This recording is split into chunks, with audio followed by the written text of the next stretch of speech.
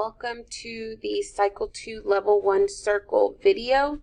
We are going to be learning about arithmetic sequences and the recursive formula. So first of all, an arithmetic sequence is a list of numbers with a consistent pattern. The numbers will always have what we call a common difference.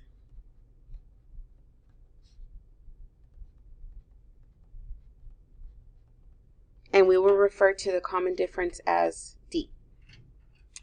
The common difference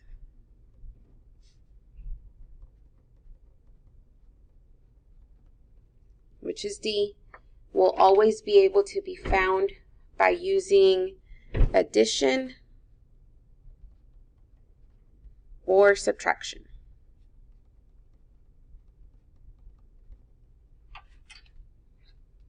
So here are two examples of the common differences in an arithmetic sequence. So this one is increasing, which means the common difference is positive because you're adding the same number every time. So this plus 4 is the common difference. 5 plus 4 is 9. 9 plus 4 is 13. 13 plus 4 is 17.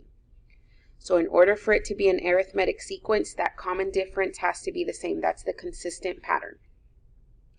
So this one is a decreasing sequence because it's negative, which means the numbers are getting smaller. So 20 minus 3 is 17. 17 minus 3 is 14. 14 minus 3 is 11. So on and so forth, right? But it's either addition or subtraction. Now, each number in a sequence is called a term. And each term is numbered based on their position in the sequence.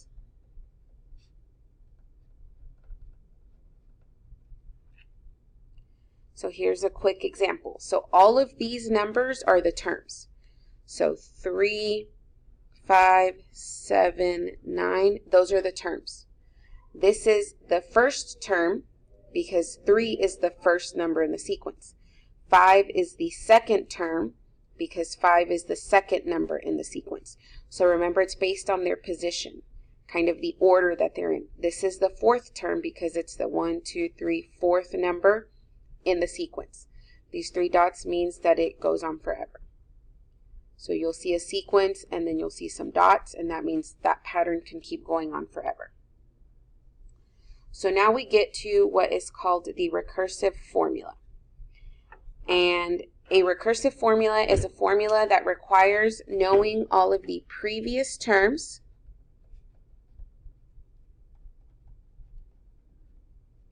in order to find the term that you're looking for.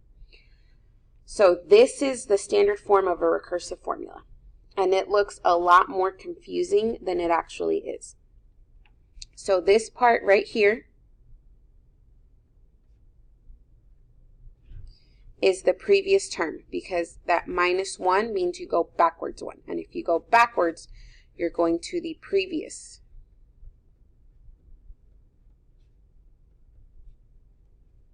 Okay, this we already know. We defined what D was way up here. So D is my common difference.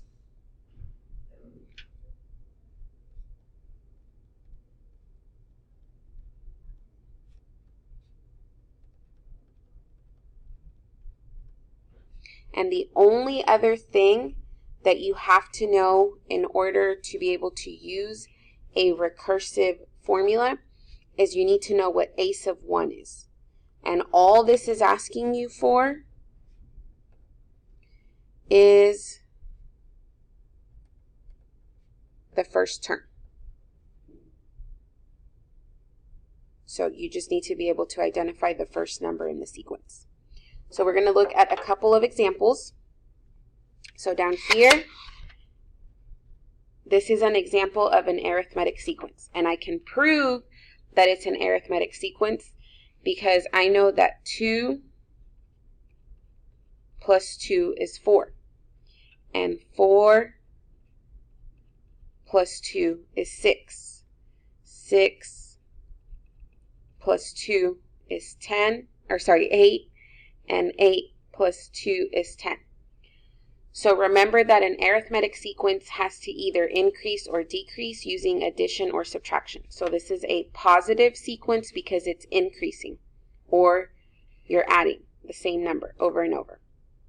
Now, when you have a sequence given like this, you can make it look like these. So these tables represent the same thing that this sequence represents. Remember, these are the terms.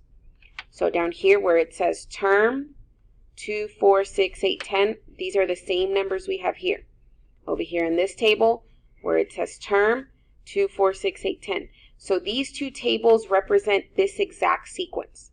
These are the terms because these are the numbers in a sequence. Remember, each number is a term. Now, they're numbered based on where they are in the sequence. So I can use this to create a table. Everywhere that you see a comma, you can draw a line.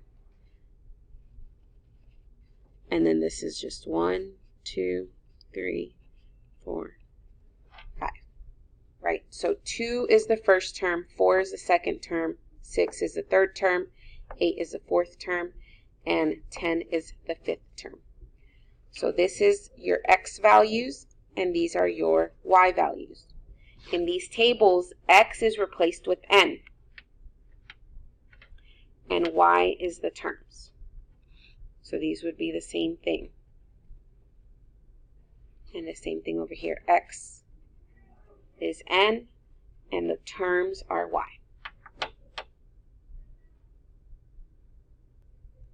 So now that we know what an arithmetic sequence is and what terms and common difference are, we're going to look at these few sequences and determine if they're arithmetic, right? And we're going to have to determine how we know. So, remember, an arithmetic sequence always uses addition or subtraction. So, 3 plus 2 is 5. 5 plus 2 is 7. 7 plus 2 is 9. I am adding the same number every time. It has a consistent pattern and it's being done by addition. So my common difference is plus 2. Now it's asking for the third term.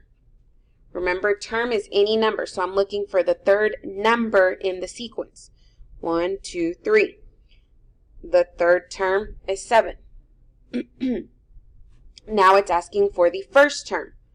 Well, the first number in the sequence is 3, so my first term is 3. Now, this is a little tricky. It's asking for what n is for the term value 9. So when the number is 9, right here, what is n? Well, I can make this into a quick table, right? Or you can just count.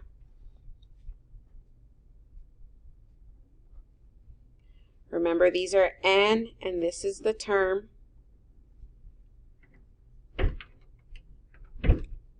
So if my term is 9, my n is 4.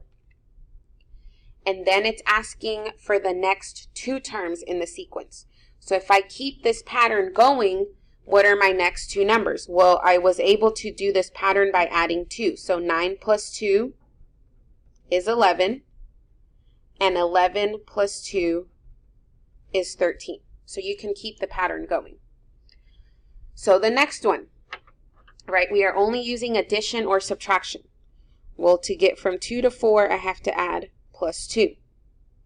Well, to get from 4 to 16, I add plus 12. And to get from 16 to 256, I have to add 240.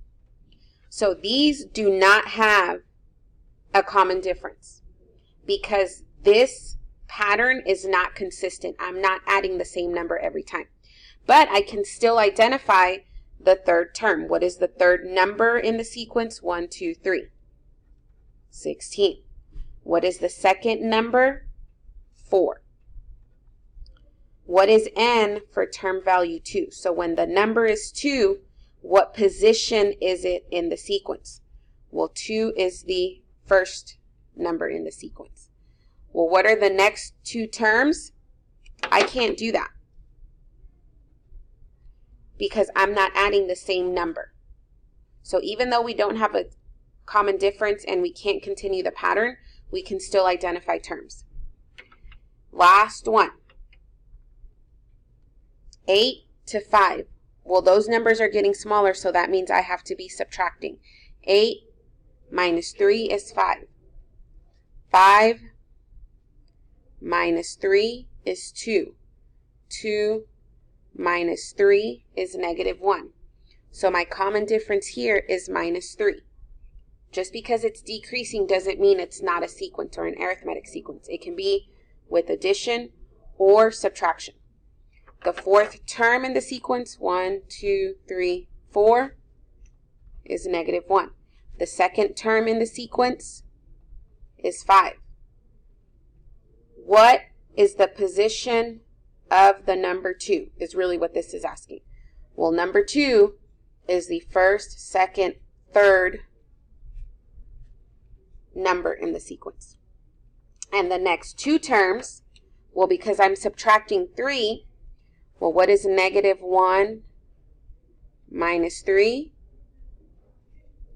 is negative 4. And then negative 4 minus 3 is negative 7. Now you have a couple of problems down here to try by yourself, and you can check your answers in the answer